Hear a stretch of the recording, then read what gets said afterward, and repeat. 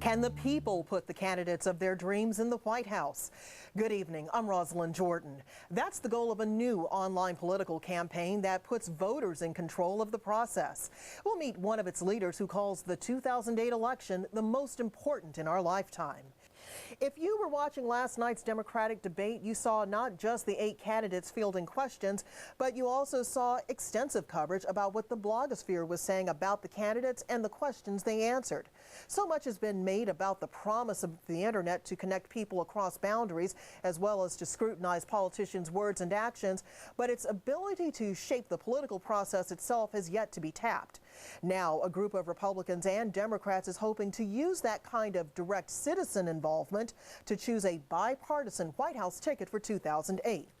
Bob Bingham, you are moving to Washington tomorrow to start working full-time for Unity08.com. What's the purpose of this website? Well, Unity08.com is the ability for everybody, all Americans, to participate in the political process.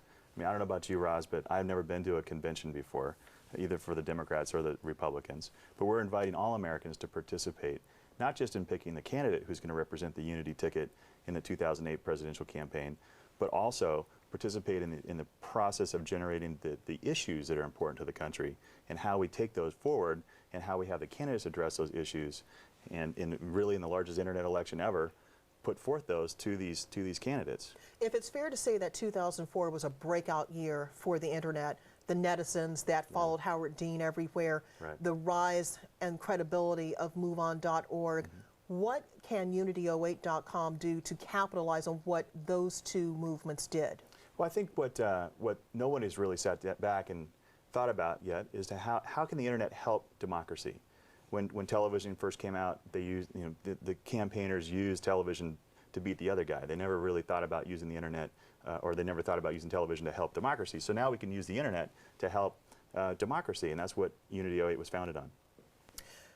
You say that this is to bring voters in and to try to give them a chance to pick candidates that they think will speak to issues such as education, such as terrorism, such as healthcare, issues that your own internal polling says is important to American voters. But if you're trying to build this infrastructure, aren't you biting off a little more than you can handle? This is an audacious goal. I mean, if you step back and think about what we were trying to do, but every single one of these things, the ballot access, the internet piece, the internet voting, the timing of the political process, the fact that people are not very dissatisfied, but extremely dissatisfied with what is going on in Washington. All these things are sort of the perfect storm, I guess, and that's why we think that this could work and why we have to do this. One distinction about this movement compared to other internet political activities is that Unity08.com says no contributions from corporations, no PAC money. That's right. Why? Well, we think that at its purest, when we have millions of delegates who are participating, and if we just ask them simply to pay for the process of participating, we think that we can fund this entire thing, and we don't have to take money from special interests. Isn't that being somewhat idealistic, though? I mean, how do you get the word out if you aren't buying television time, if you aren't buying newspaper ad time, if you're not buying magazine ad space? How do you realistically get the word out? Well, I think it's word to word. It's people talking to people, and it's you think it's a good idea, so you tell 10 friends, and this is how the internet works. And with social networks like MySpace and Facebook, with really what Howard Dean was able to create just with politics, we're taking that and we're trying to multiply it. So 1 + 1 isn't 11, or sorry, 1 + 1 isn't 1. It's 11, and that's really the purpose here. I think the term is viral marketing. Isn't that, again, relying a little too much on people who have competing interests, competing obligations, family, work, school, you name it? Yeah, I mean, look, we're all taxed. We have a very busy society. Everybody's very productive. We have lots of people who are going their jobs, but this is not too hard to log in, participate in the process, and it's just so simple, in fact, that if you don't want to do this, come November when you go into the polls, you're going to see a third choice, and that choice is going to be the Unity ticket. Who developed this concept, and what was their motivation? Doug Bailey and Jerry Refshun. Doug was with the Ford campaign. He ran against Jerry Refshun and Hamilton Jordan on the Carter side. These are guys that have been around for a long time in politics, and they've had long, distinguished careers, and they didn't have to jump into this. I mean, they could have retired and really, rode the horse off into the sunset. So this is something that they felt very strongly about, because when they pioneered with television, they didn't ever think about this. They never thought about how they could use it in television for good, and this is why they jumped in.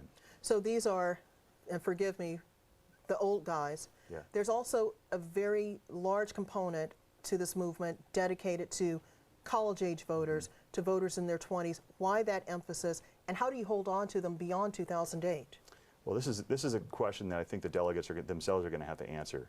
I mean, again, we're building a platform, and this platform has the ability for everybody to participate and direct the entire movement. So all we're doing is simply saying, let's put all the component pieces together, all the tools for them to do this, and then essentially flatten the playing field so that if there's a candidate who comes out of, as a dentist in Des Moines, or if there's an opportunity for a student to come up and rise up and take some leadership roles, that's awesome. So those are all things that we think will engage people, and students are clearly the ones that are feeling disenfranchised. They're not feeling like their vote makes a difference, and they always feel that way. And I think that this is something that they can grasp, they can see, they can touch, and more importantly, they can see instantly how their participation affects the rest of the community online. What about my 67-year-old father? Not very comfortable with the internet, but he is interested in the issues. How does someone who's a senior citizen get drawn in? Well, what we hope to do is keep this extremely simple. I mean, if this isn't as simple that my grandmother can't do it, then I think we've failed. I mean, we really can make it communicate what we need to communicate in a simple way. And if people want to participate and dive in more, you essentially open up more parts of the site. At the end of the day, the easiest piece, the way you can participate, is going to be in the polls in November. Protect my privacy. People are worried about, the tradition of secret ballot in this country. How does someone participating in this movement know that his or her personal views aren't going to be violated? We clearly need to separate out the discussion part, which is really where your name would be associated with it. So if you want to talk about our reliance on foreign oil, and you want to participate in that, and you want to say write an article, your name's going to be associated with that. But when you actually enter into call it the election booth section, this is completely transparent in the sense that the code is all open source, but your vote is completely secret and encrypted. So there's no I guess there's no way to really combine those two pieces. And finally, Bob, what is the measure of success for this one-time project?